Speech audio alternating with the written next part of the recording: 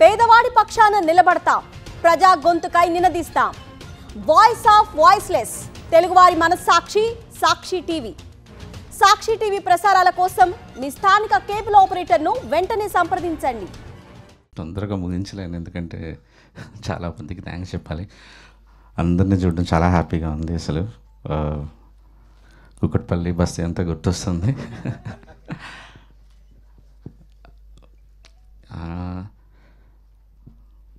Actually Vaishnavi ఎప్పుడో ఇంటర్వ్యూలో చెప్పింది ఒకసారి, మా డైరెక్టర్ ఇంత మంచి రైటర్ అంటే సెట్లో రాసేవాడు స్క్రిప్ట్ అని. గుర్తులేదా నీకు? అలా చెప్పొద్దని కూడా చెప్పాను నేను యాక్చువల్లీ. సో అంటే నేను ఆ బ్రెయిన్లో ప్రాసెస్ చేసుకుంటూ ఉండేవాడిని. ఆ సాడ్ మూడ్లో ఉంటూ పొద్దున ఒకటి రాసేవాడిని, సాయంత్రం ఒకటి రాసేవాడిని, కొట్టేసి మళ్ళీ నైట్ ఒకటి రాసేవాడిని. మా డైరెక్షన్ డిపార్ట్మెంట్కి తెలుసు యాక్చువల్లీ, వాళ్ళు ప్రింటర్ క్యారీ చేసుకుంటూ వెళ్ళేవాళ్ళు వెహికల్లో, ఎప్పుడు వీడు ఏ వర్షన్ పంపిస్తాడని. నైట్ పంపించేవాడిని, పొద్దున పంపించేవాడిని, క్యారవాన్లో కూర్చొని రాసేవాడిని, మళ్ళీ సెట్లో కూర్చొని రాసేవాడిని. అంటే ఇంక రాస్తూ ఇదే పని మీద ఉండేవాడిని యాక్చువల్లీ. సో అది సెట్లో రాయటం కాదు, ప్రాసెస్ చేసుకొని రాయటం. సో నాకు స్క్రీన్ ప్లే అవార్డు అనౌన్స్ చేయగానే నాకు అదే తను చెప్పింది అది గుర్తొచ్చింది. ఏంటంటే దీన్ని ఒక 2-3 ఏళ్ళు మోసాను తల్లో అలాగా. చాలా చాలా అంటే ఈ కథ ఒక పెయిన్ఫుల్ కథ. నేను ఆ మూడ్లో ఉండటం కోసం నేనే ఒక సాడ్ మూడ్లో ఉండి, నాకే ఇలాంటి సిచ్యువేషన్ జరిగితే, నేనే వైష్ణవి అయితే, నేనే ఆనంద్ అయితే, నేనే విరాజ్ అయితే ఏం చేస్తాను అని అలా ఊహించుకుంటూ రాస్తూ వచ్చాను. అండ్ స్క్రీన్ ప్లేకి రావటం అనేది ఒక షాకింగ్ అండ్ చాలా చాలా చాలా ఆనందం ఇచ్చింది. రెండోసారి నేషనల్ అవార్డు తీసుకోవటం ఇంకా ఆనందం ఇచ్చింది. అండ్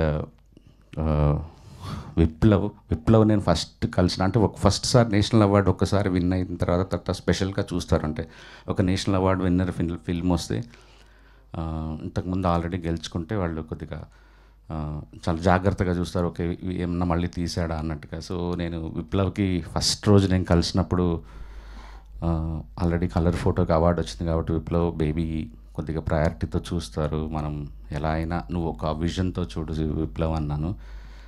అలా అని అంటే నేను జస్ట్ మోటివేట్ చేయడానికి అలా చెప్తుంటాను అంతే జనాలందరికీ, ఇది మెయిన్ సాంగ్ అని ఇట్లా అని. బట్ అన్న ఆ రోజు ఏంటో తదాస్తే అట్లా ఈరోజు నేషనల్ అవార్డు వచ్చింది. అండ్ నిజంగా చెప్పాలంటే ఈ స్క్రీన్ ప్లే అవార్డు నాతో పాటు విప్లవ్ కూడా తీసుకోవాలి. మొన్న మీరిద్దరు మిస్ అయ్యారన్న. యాక్చువల్లీ నేను ఇక్కడే 5.5 hour ఫుటేజ్ వేసుకొని సినిమా చూసిన. యాక్చువల్లీ లైక్ ఈ థియేటర్లో మనం చాలా మంచి సీన్స్ అన్నీ చూపించలేకపోయినాం because of 3 hours run time. So దానికి ఇంత బాగా రావటానికి, ఆ స్క్రీన్ ప్లే అలా ఉండటానికి reason Viplav. And love you Viplav. And మా బాలరెడ్డి సార్ ఇప్పుడు నాతో పాటు హిందీ కూడా చేస్తున్నారు. Thank you sir.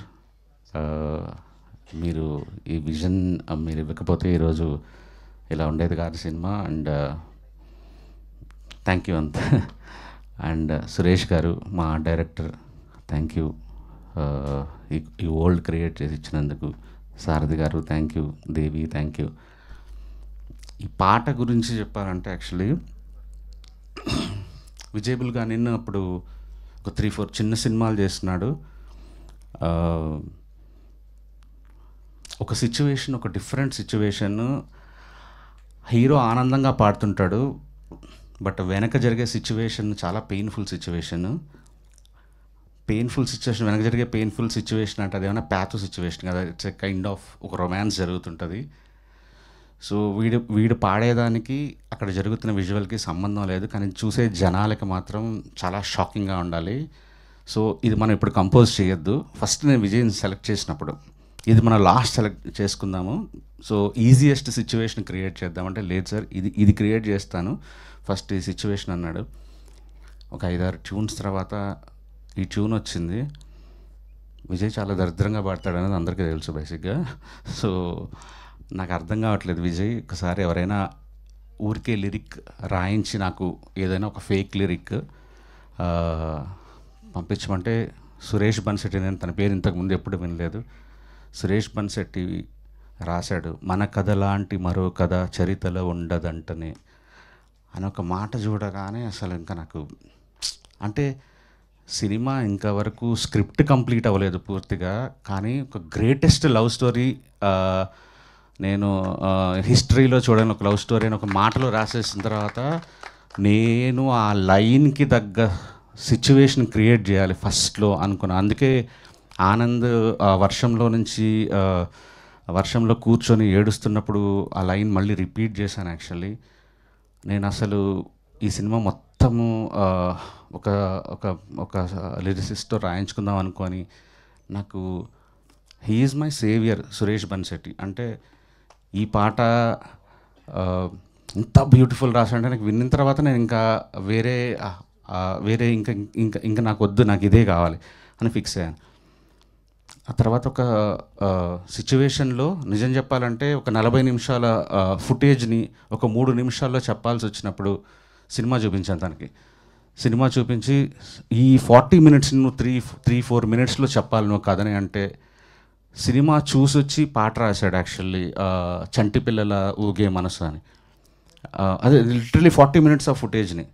ఆ తర్వాత సినిమా అంతా అయిపోయింది, క్లైమాక్స్లో మళ్ళీ ఒక బ్యాక్గ్రౌండ్ స్కోర్లో ఎక్కడో పడిపోతుంది ఏదో అనుకుని అక్కడో పాట సిచ్యువేషన్ మళ్ళీ క్రియేట్ చేసి లిటరలీ సింగర్ వచ్చేసి అక్కడ పాట పాడుతుంటే సాహితీ తను అక్కడ కూర్చొని అప్పటికప్పుడు పాట రాశాడు,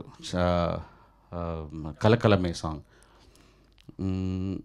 ప్రతి ఒక్కరూ ఈ సినిమాకి హీరో, దాంట్లో ఒక hero Suresh Bansetti. Thank you sir. Like మీ మాటలో తను పాడటం, ఆనంద్ దానికి ప్రాణం పెట్టడం, ఆ పాటలో యువర్ ద బెస్ట్ అంతే. ఇంకా 5 పాటలు రాశారు నాకు. రోహిత్ పాడుతున్నప్పుడు నాకు రోహిత్ తన అచీవ్మెంట్ ఇంతకుముందు తెలియదు, తను ఆల్రెడీ ఇండియన్ ఐడల్ గెలుచుకున్నాడు, ఇవన్నీ నాకేం తెలియదు. బట్ ఎక్కడో నాకు ఎస్కేఎన్ కానీ ఓ పెద్ద సింగర్కి వెళ్దాం నాకు ఒక్కసారి ట్రాక్ ఒక్కసారి వినిన తర్వాత తినగాక ఇంకెవరు అంతే. సో నేను ఇంకా గుర్తుంది వాళ్ళ తన బావ అనుదీప్ తను రికార్డ్ చేసిన టైం, ఆ మూమెంట్స్ నాకు ఆ రోజు తెలిసి సినిమా బ్లాక్ బస్టర్ అవబోతుంది అన్న ఒక ఫీలింగ్ వచ్చేసింది. అండ్ నాకు పర్సనల్గా నిన్న టీవీ చూస్తున్నప్పుడు లైవ్లో ఫస్ట్ స్క్రీన్ ప్లే అనౌన్స్ చేశారు, హ్యాపీగా ఉన్నా. ప్రేమిస్తున్న రోహిత్ అని చూడగానే నాకు డబుల్ హ్యాపీ అనిపించింది అసలు. The song deserves and Rohit deserves. I'm super happy for you Rohit. Dheeraj ఈరోజు నాకు ఎస్కేఎన్కి మధ్య ఇప్పటికి కూడా ఒక bridge. Thank you Dheeraj. And Vaishnavi, good to see you after long time. Yeah. And ఈ సినిమా అందరికీ అన్నీ ఇచ్చింది. మనకు ఫిల్మ్ఫేర్, సైమా, ఇప్పుడు నేషనల్ అవార్డ్ ఫిల్మ్లో పాట అయినావు. Good luck for your journey. And అన్న యూ లుకింగ్ అమేజింగ్. కొత్త సినిమా గెటప్ అదిరిపోయింది. అనరా గెలిపాడు అక్కడికి, ఇక్కడ హర్షింది. ఓకే, నువ్వేనా హర్షింది?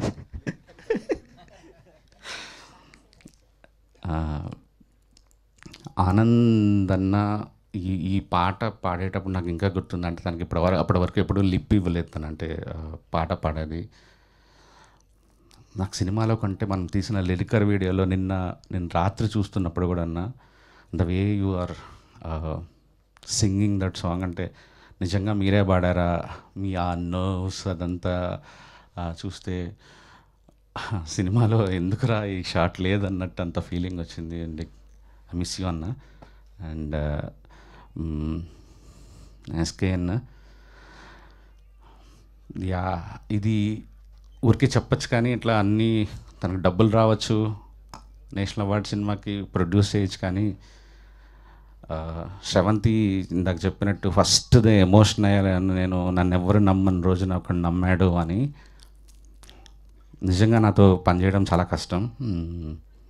ఎందుకంటే అలా లాగుతుంటా, రాస్తుంటా, పీక్కుంటా, మళ్ళీ తీసిందే తీస్తుంటా, చెక్కిందే చెక్కుతుంటా.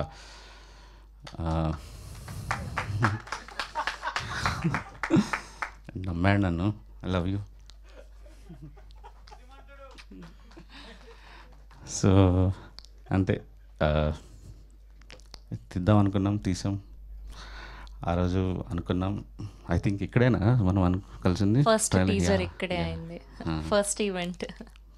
Thank you SKN for everything. I think ఎవరిని మర్చిపోలేదు అనుకుంటున్నా. రమణి థ్యాంక్ యూ. సారథి గారు లాస్ట్ మినిట్ వరకు సపోర్ట్ చేసినందుకు. నాకు ఎప్పుడైనా ఎవరైనా పొగుడుతుంటే ఇలా మైక్ తీసుకుంటా, కానీ శ్రవంతి ఫస్ట్ నువ్వు పొగుడుతుంటే నాకు మంచి ఆనందంగా అనిపించింది ఈరోజు. You deserve this, you deserve this. So happy for you. Thank you so much.